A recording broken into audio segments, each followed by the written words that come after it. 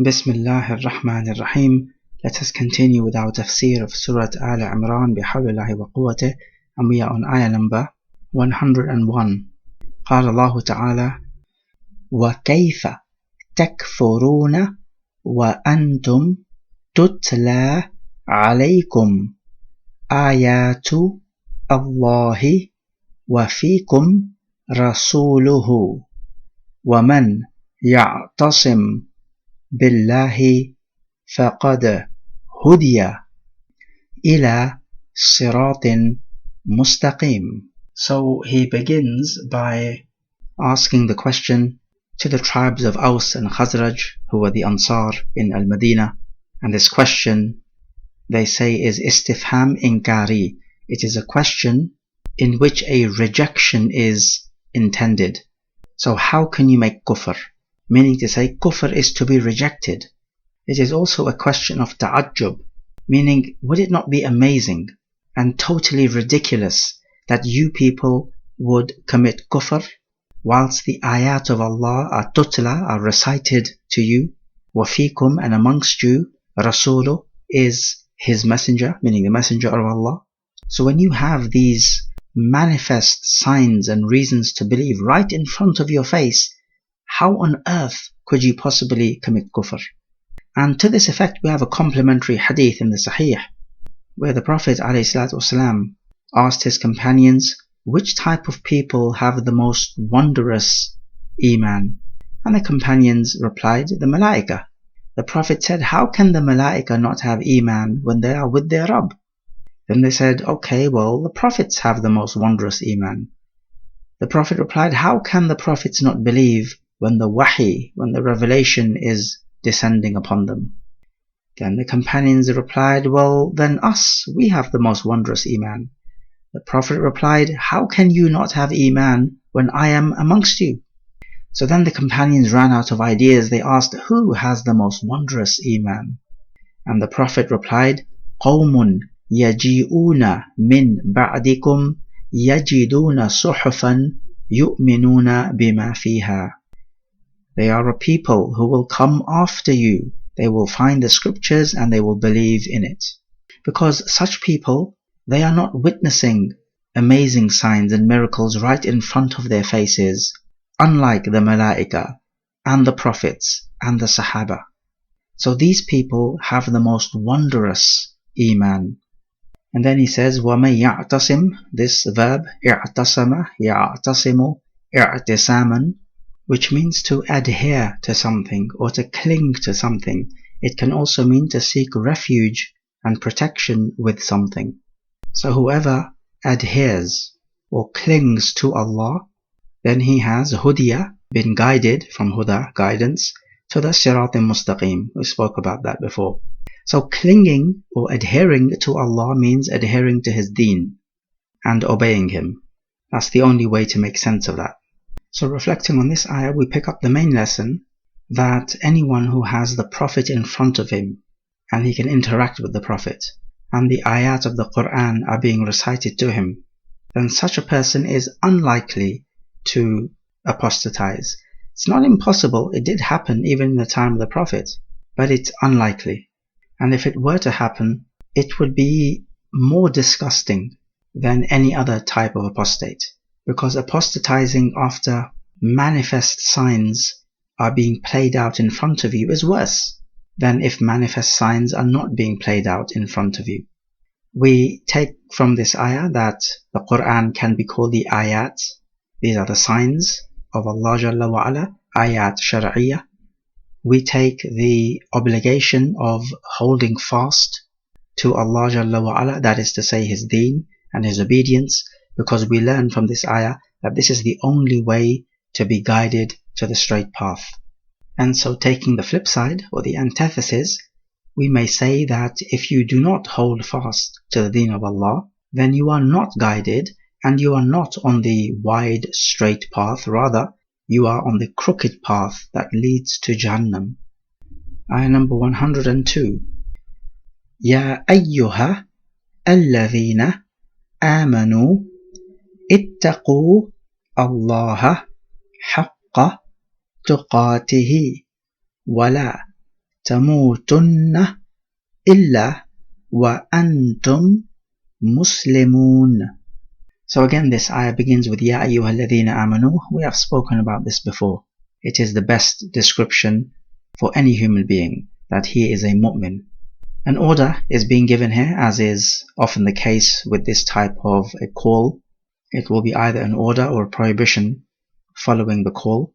He says, Ittaqullaha. Taqwa, we have spoken about this before, is to protect yourself from the punishment of Allah by obeying Allah Jalla wa Ala, meaning doing that which He commands and refraining from that which He prohibits. Haqqa tuqatihi. First of all, haqqa means truth, but here it means something which is deserved. The Arab often say, هذا حقي, this is my haqq, meaning this is my right, or I own this particular thing. So here we are told to fear Allah the way He is yastahiqquhu, the way He is entitled to or deserves to. So fear Allah the way He deserves to be feared. So haqqa tuqatihi. Tuqa has the same meaning of taqwa. So all in all it means the way He deserves to be feared. But then one may ask, what does it mean to fear Allah the way He deserves to be feared? We say other ayat of the Quran explain this. When Allah subhanahu wa ta'ala says, فَاتَّقُوا اللَّهَ مَسْتَطَعْتُمْ, fear Allah as much as you are able to do so. Because there may be times when you have to break the rules, such as eating pork. In a necessity, you would have to eat pork, but Allah Jalla wa Ala tells us not to eat pork. But you have to break the rules.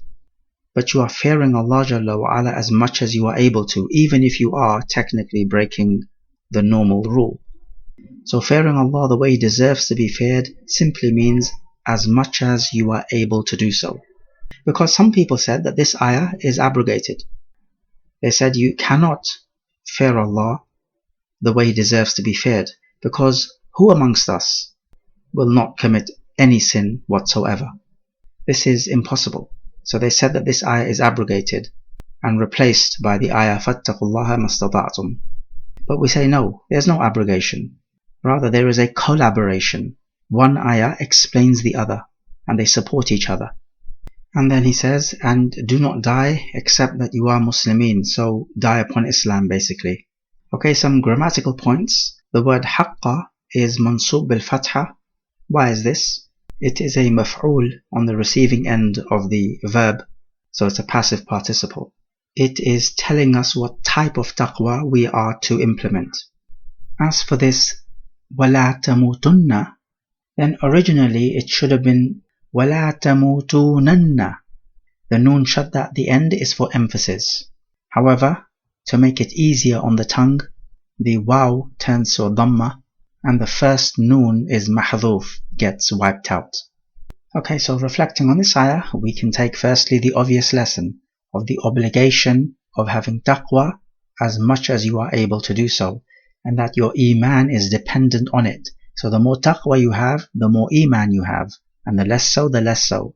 Of course, a kafir has no taqwa, therefore has no iman.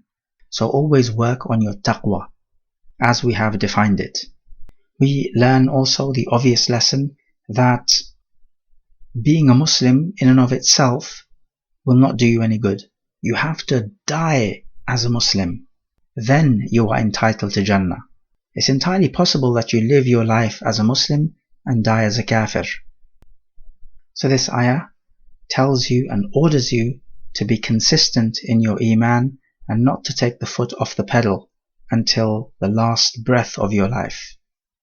Ayah number 103. وَاعْتَصِمُوا بِحَبْلِ اللَّهِ جَمِيعًا وَلَا تَفَرَّقُوا وَاذْكُرُوا نِعْمَةَ اللَّهِ عَلَيْكُمْ إِذْ كُنْتُمْ أَعْدَاءً فَأَلَّفَ بَيْنَ قُلُوبِكُمْ فَأَصْبَحْتُمْ بِنِعْمَتِهِ إِخْوَانًا وَكُنْتُمْ عَلَى شَفَا حُفْرَةٍ مِنْ النَّارِ فَأَنْقَذَكُمْ مِنْهَا كَذَلِكَ يبين الله لكم آياته لعلكم تهتدون. واعتصموا, this is an order form, same verb used again, which came up a couple of ayats back. بحبل الله, hold fast to the rope of Allah. What does the rope of Allah mean? Surely it cannot mean a physical rope which you use to tie things. That would not even make sense. Well, some have said it means the Quran, others have said it means Islam, others have said it means the contract between you and Allah, that you will worship Allah alone. And the fact of the matter is, all these tafasir are essentially the same thing. The Quran, Islam, contract of Allah, they all amount to exactly the same thing. It's just different ways of expressing the same thing. Okay, but why is it called the rope of Allah then? Well, imagine somebody casts a rope down and you hold on to it and climb up it. You're going to reach your destination. So this rope, if you hold on to it and climb up it, you will reach Allah Jalla wa Ala and draw closer to Him. This is why it's expressed as a rope form. He says, جميعا, all together, meaning all of you Muslims together, hold on to this rope. ولا تفرقوا, from تفرق يتفرق تفرقا, to be split up and divided. Do not be divided in your deen. So this is in different sects and groups. And Hizbiyya in general, which is sectarianism, which is when you have an us and them attitude. We are the correct ones, and these guys, they're upon bid'ah, they're upon the misguidance, and they are the wrong people. We are the right ones, they're the wrong ones. So you have an us and them attitude. That should only be between the Muslim and the Kafir. It should not be between Muslimin. Al-Qurtubi rahimahullah says that the people who broke off from the true guidance and the straight path are on the whole 6 types, and these are the Haruriyya, Qadariyya, Jahmiyya, Murji'ah, Rafida, and Jabariyya. 6 in total. And then he says, with each of these 6, they further divided up into 12 sub-sects. So 6 times 12 giving you 72. And the Prophet said that there will be 72 deviant sects and 1 group which will be upon the right guidance.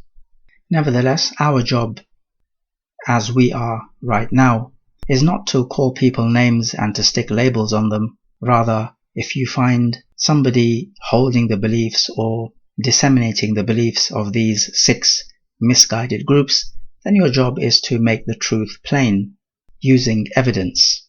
And you're playing the ball, you do not play the man. Because we do not want namima, which gives rise to hatred. This is exactly what the shaitan would want, to create tahrish, which is mutual enmity between people, because that's how he divides and conquers. And he says, وَاذْكُرُوا, remember the ni'mah, the blessing or bounty of Allah alaykum, upon you. So he's telling them that only through Islam did you become brothers. If it were not for Islam and you were still in Jahiliyyah, you would be waging war against each other up to this day. This is why it says, إِذْ كُنْتُمْ, when you were أَعْدَى, plural of adu, meaning enemies, فَأَلَّفَ, meaning he united or combined between your hearts, بَيْنَ قُلُوبِكُمْ. A mu'allif means an author, because it is the author who brings the story together. So like this, Allah Jalla wa Ala brought their hearts together. فَأَصْبَحْتُمْ, so you became, بِنِعْمَتِهِ, by His grace or by His favor, meaning the favor of Allah, إِخْوَانًا, plural of akh. This means brothers, that is, brothers in faith.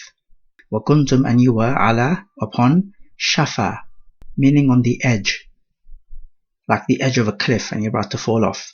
You're on the edge of a hufra, meaning a pit, min an-nar, from the fire. So you imagine there's a pit of fire and you're standing right on the edge, about to fall in. Allah is saying you are like this. فَأَنْقَذَكُمْ, the verb أَنْقَذَ, يُنْقِذُ إِنْقَاذًا, to save you from it, minha, from it, meaning from the fire. كَذَلِكَ, just like that, يُبَيِّنُ اللَّهُ لَكُمْ آيَاتِهِ, Allah makes bayan, makes clear to you His ayat. This means His rules and regulations.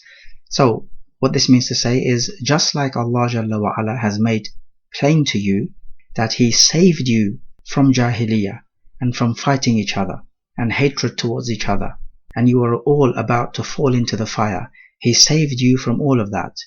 And Allah has made it clear to you that this was His favor upon you. So just like that, He also makes clear to you His ayat, in this case His ahkam in the Quran, using the tongue of the Prophet. Why does He do that? لَعَلَّكُمْ تَهْتَدُونَ. لَعَلَّ is ta'leel, so that you may be guided. So reflecting on this ayah, we take the clear lesson to hold fast to the deen of Allah Jalla wa Ala, all together and to be united, because this is our strength, and not to deviate from the path of Allah Jalla wa Ala by introducing new ideas or adopting ideas from the kuffar which have an adverse effect on our deen. As for ideas which do not have an adverse effect, such as matters of medicine and technology and so on, then that is fine. These are worldly matters and that's flexible. As for differences of opinion, such as in jurisprudential matters, and even some non-essential aqidah matters, for example, what is the shape of the hawd of the Prophet, and matters such as these, of course you can have differences of opinion, but that is not a problem as long as the hearts of the Muslimin do not differ. There still needs to be mutual love and a sense of brotherhood. That must never disappear. We find so many scholars, they differ amongst each other on many issues, but their hearts do not differ. We learn from the ayah the obligation of remembering the favors of Allah upon you. And the effective way of doing that is to look at what you have which so many people do not have. Then you realize what a privileged life you are living. Do not look at those who are above you or have more than you, or maybe those who have that which you want but do not have, because if you do that, then you will belittle the favors of Allah Jalla wa Ala upon you, and this is a form of ingratitude. We also find from this ayah that if the Muslimun have a sense of brotherhood amongst them and they have mutual love and respect, then this is from the favors of Allah. If you find the Muslimun do not have mutual love and respect and brotherhood amongst them, then this is from the fitna of Allah Jalla wa Ala. It is Allah punishing this particular community. So if this does happen, then the people need to start repenting and getting back on track, so that Allah Jalla wa Ala may favor them once again. We may also take that the Islamic brotherhood is the only real true brotherhood or fraternity. All these other types of brotherhoods are nonsense, the most popular of which is nationalism. People feel a sense of brotherhood because they are of the same race or nationality. This is not fruitful. In fact, Allah Jalla wa Ala tells us that those who loved each other in this world will be enemies on Yawm al-Qiyamah, except the muttaqeen. So all types of brotherhoods and fraternities will not bear fruit except the brotherhood of al-Islam. We also find that Allah Jalla wa Ala is the one who saves people from Jahannam, as He says, فَأَنْقَذَكُمْ مِنْهَا. So all credit belongs to Him.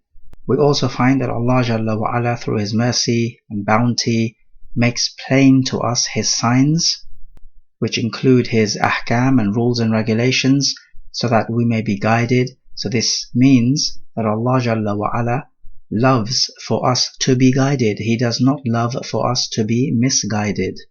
So it shows us that Allah has not just created us and left us to our own devices, but rather He has granted us guidance for our own benefit, not for His benefit, because He is most merciful and most magnanimous subhanahu wa ta'ala. هذا والله أعلم.